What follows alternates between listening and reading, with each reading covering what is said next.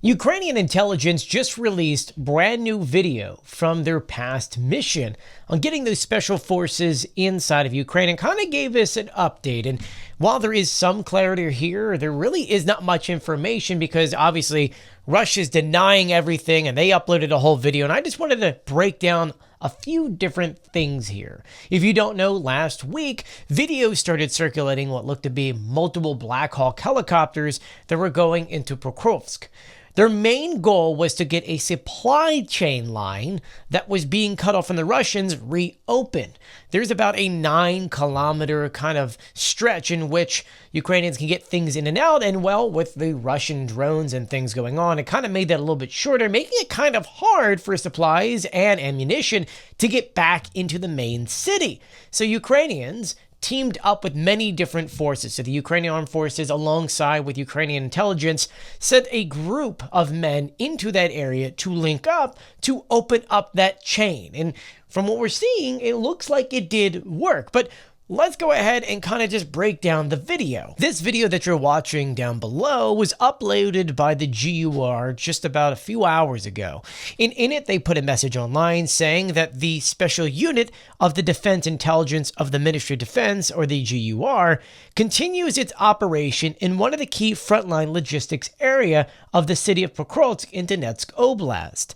Intense battles with Russian occupiers are ongoing, meaning that things are still very rough at this time, but they are inside. They continue by saying, following a successful airborne operation, this is clearly the one they were talking about the other day, plus another one that actually just happened early this morning, additional special forces joined the HUR operatives who had secured the designated positions by breaking through a ground corridor, kind of saying, hey guys, we were able to break up what the Russians were trying to do here. We're able to push those Russians back, and now that corridor is open so that supplies can come down into the city and we can stabilize the situation. It continues by saying, combat operations continue, aimed at eliminating the enemy's attempts to expand its fire control over logistics routes within the HUR's area of responsibility, once again, over that main corridor, which is bringing equipment in and out of the city. It continues by saying, other special units of the HUR are also carrying out missions in this sector. For the safety of the personnel involved, the details of these operations are not being disclosed at this time. Coordinated work continues in conjunction with all components of Ukraine's security and defense forces, and Slava Ukraini. So what does all of that mean?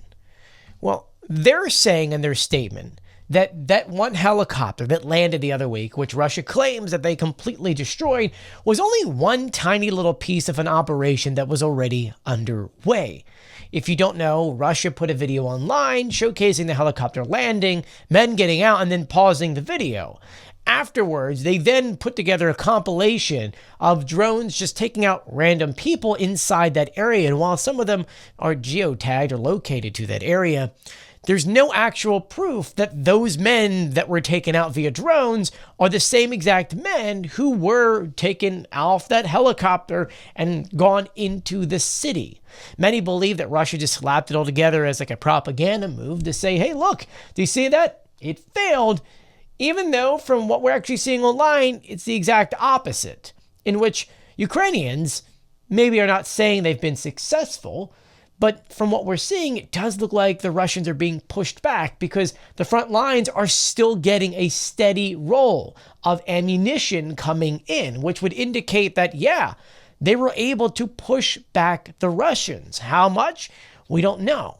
So, as I said before, the video is not saying that this was a complete success, nor is it saying it's a failure. And from the Russian side, they are now acknowledging that these forces are now fighting the Russians in that area, which is mostly just north of the city. And they're also not saying that this was a failure, but of course they're not saying that this was a success for the Ukrainians, which still leaves everything up in the air to kind of what I was saying last week. At this very moment, we're in a very crucial part of the war. And because of how much information is coming in, because of how much things are changing, because of the reports contradicting themselves, it's very hard to actually get a grip on what exactly is happening on the ground. It makes things extremely complicated. And so that's where Russia likes to lie. They like to lie in the area of confusion, throwing out a mess load of information, most of which is not true. So that way you don't know what is actually real and what's fake. And that's what kind of happened in this story. Because Ukrainians had not been giving any information, Russia put out a whole thing saying that they were all taken out. They even claimed that they downed one of the helicopters, which was not true at all.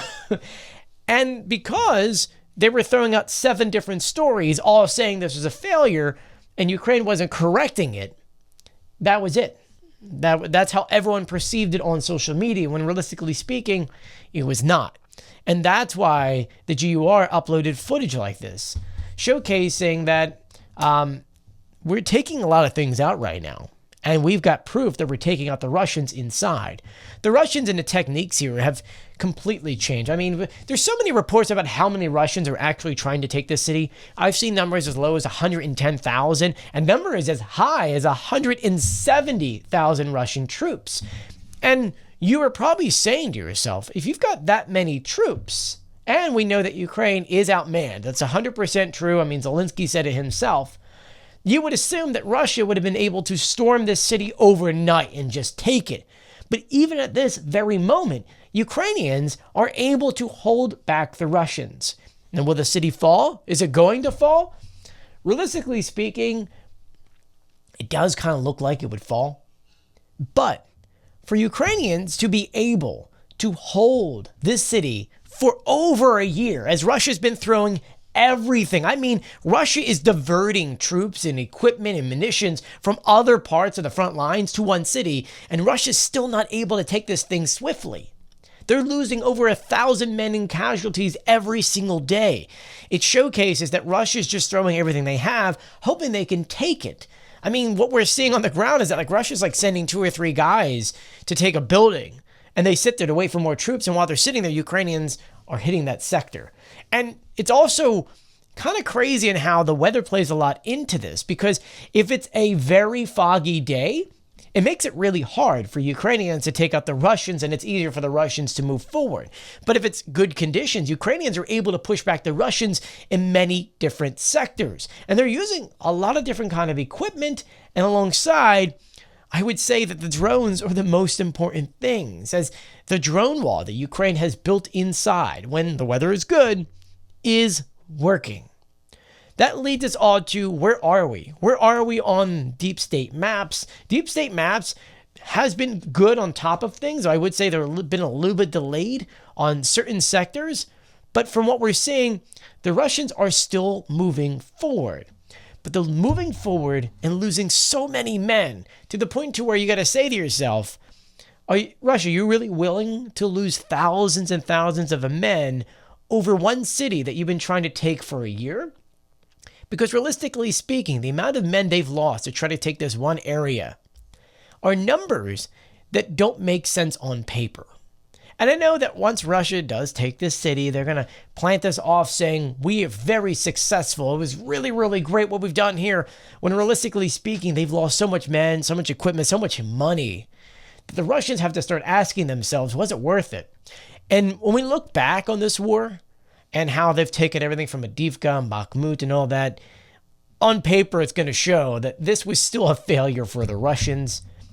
This is obviously still going to be a loss for Ukrainians if the city does fall, considering it was a giant hub.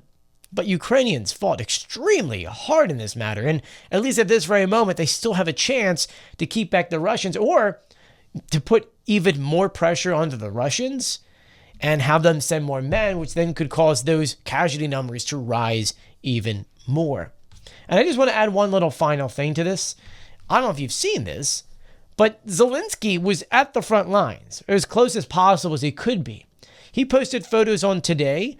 You could actually read the report for yourself. There's a lot on Telegram, but great article on the Kyiv Independent titled, Zelensky visits Azov troops fighting near Pokrovsk. And in it, he put up a whole thing saying that he visit the First Corps, which is conducting defensive operations in Dobophilia. That is just north of this city. I guess this is kind of like the fallback area, and it's going to be where the new hub is going to be, so they can move things over to as far east in Ukraine as possible. And in it, he says, I heard reports in the military. We discussed the situation in the front line and the most urgent needs. Much attention was given to weapons, scaling up drone production, needs of brigades. Adding later, I'm grateful to the warriors for defending Ukraine and our territorial integrity. This is our country, this is our East, and we'll certainly do our utmost to keep it Ukrainian. Like I said before, at this very moment, we could be seeing, it may not be this week or next week, could be a month, maybe 2 months. We are seeing Russians doing everything possible to try to take this city. But the questions you got to keep asking is, at what cost? Because the Russians are losing so many men so quickly that it doesn't logistically make any sense for them to continue. I mean, we're looking at numbers. Today was 840. Before that was over 1,000. And I will say that there's just so much chaos in Pokrovsk that doesn't make any sense for Russia really to take this. But Ukrainians are doing everything possible to make sure that that city, which is now in ruins, stays Ukrainian. I'll be sure to keep you guys updated on this and so much more. If you haven't done so yet, do make sure you subscribe to our YouTube channel, turn on notifications. We've got all of our videos that we record on TikTok. They upload on here as shorts. But do make sure you subscribe to us on TikTok. And make sure you subscribe to our newsletter. It's free. It's in the description in this video.